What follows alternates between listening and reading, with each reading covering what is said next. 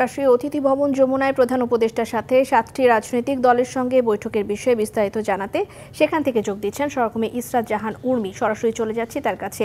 উর্মি, প্রধান উপদেষ্টার সঙ্গে বৈঠকের বিষয়ে জানতে চাই রাজনৈতিক দলগুলো কি বলছেন।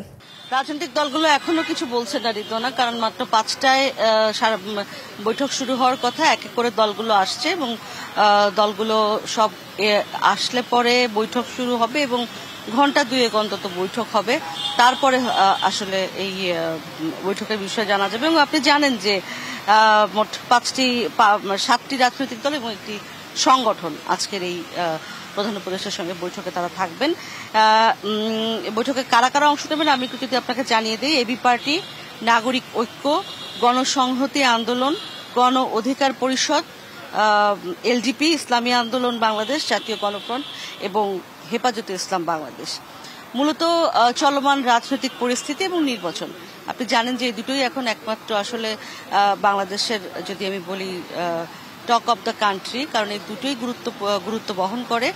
এই দুটো নিয়েই আর সাধারণত আসলে এখন সব জায়গায় আলোচনা হচ্ছে এবং সেই আলোচনার ধারাবাহিকতায় আপনি জানেন যে প্রধান উপদেষ্টা বিভিন্ন দলের সঙ্গে বসেন।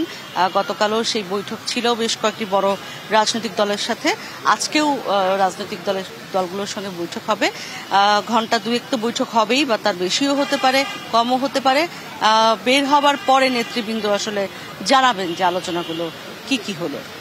আপাতত এক এক করে দলগুলো আসছেন, ইতিমধ্যেই প্রবেশ করেছেন দলগুলো এবং তারা বৈঠকে বসেছেন বলে খবর রয়েছে। এই ছিল আমার কাছে। উর্মি, আমরা অপেক্ষায় থাকলাম, হয়তো পরবর্তী সময় আপনার কাছ থেকে জানতে পারবো। ধন্যবাদ আপনাকে।